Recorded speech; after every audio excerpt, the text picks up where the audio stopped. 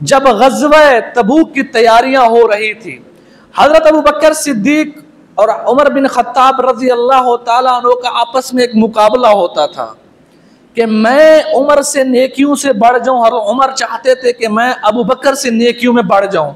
और हमारा मुकाबला क्या है? पैसे में। मैं फलां हमसे से ज़्यादा पैसा कमा लूं, फलां से अच्छी गाड़ी ले लूं, मेरा घर उससे अच्छा बन जाए। लेकिन सहाबे कराम की जमात उल्टा चलती थी। क्या? वो नेकियों मुकाबला करते थे, आखिरत के मंजिलों के एतबार से मुकाबला करते थे कि मेरा रुतबा अल्लाह के यहाँ बढ़ जाए, मेरी नेकियां बहुत हो जाए, मेरी जन्नत बड़ी बन जाए, मैं रसूलुल्लाह सल्लल्लाहु अलैहि वसल्लम के ज्यादा काम आ जाऊं। तो ग़ज़वा तबूक है, अबू बकर सिद्दीक उठे, सारा माल लेकर आ गए, रसूलुल्लाह सल्लल्लाहु अलैहि वसल्लम की खिदमत में हाजिर कर दिया। हज़रत उमर के पास पैसा था तो उन्हें खुशी हुई कि मेरे पास अब पैसा है, मैं अमीर हूं, अबू बकर कमजोर है, तो मैं आज अबू बकर से जीत जाऊंगा। वो अपने घर का आधा माल लेके आए। उनका आधा माल इतना ज्यादा था, अबू बकर का सारा माल उनके एक हिस्से तक भी नहीं पहुंच सकता था। लेकिन अल्लाह के नबी सल्लल्लाहु अलैहि वसल्लम ने सवाल ही बदल दिया। क्या पूछा अल्लाह के नबी ने? पूछा कि अबू बकर अपने घर वालों के लिए क्या छोड़ के आए हो? ये नहीं कहा कि तुम कितनी मिकदार लेके आए हो। अगर मिकदार में तोला जाता तो उमर का मिकदार ज्यादा थी। अल्लाह ने कैफियत पूछी कि तुमने घर वालों के लिए क्या छोड़ा, तो अबू बकर ने कहा कि मैं घर वालों के लिए अल्लाह और उसके रसूल को छोड़ के आया हूं। और उमर से पूछा, कहा कि या रसूलल्लाह आधा माल लेके आया हूं। तो उमर ने उस दिन से कहा कि अबू बकर का कोई मुकाबला नहीं कर सकता। तो सहाबे कराम रज़ी अल्लाह ताला अन्हु की जिंदगी हमारे लिए मशाले राह है, हमारे नमूना है। आज हैं ऐसे लोग जो उनकी जिंदगी को दागदार करते हैं, जो उनके खिलाफ उंगलियां उठाते हैं। अल्लाह के नबी सल्लल्लाहु अलैहि वसल्लम ने फरमाया कि पिछली उम्मतों में मुहदस होते थे। मुहदस उसे कहते हैं जिनको इल्हाम हो, जिनकी करामतें होती हैं, उन्हें मुहदस कहा जाता है। तो आके दो जहां रहमतुल आलमीन ने फरमाया, मेरी उम्मत का मुहदस उमर बिन ख़त्ताब है, जिससे जबान से जो जारी होता है वो अल्लाह की तरफ से इल्हाम होता है। ग़ज़वा बदर में जब कैदियों को पकड़ा गया, अल्लाह के नबी सल्लल्लाहु अलैहि वसल्लम ने सहाबे किराम को जमा किया, उनसे मशवरा किया, अबू बकर बताओ इन कैदियों के साथ क्या किया जाए।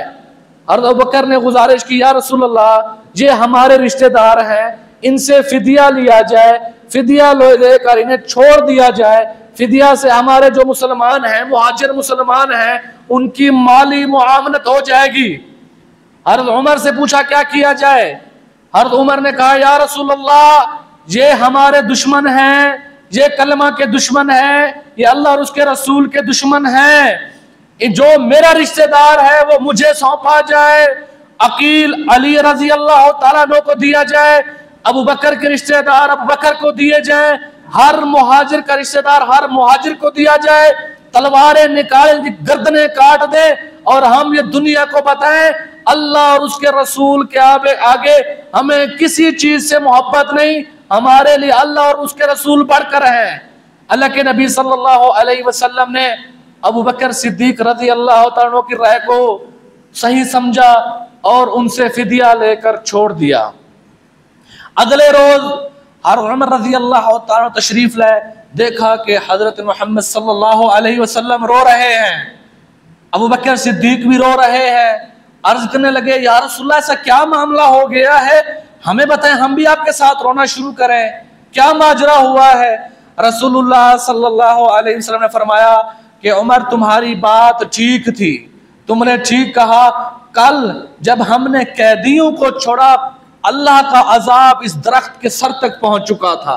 अल्लाह की भी यही मंशा थी कि इन तमाम गिरफ्तार शुदा काफिरों के गर्दनें काट दी जाएं।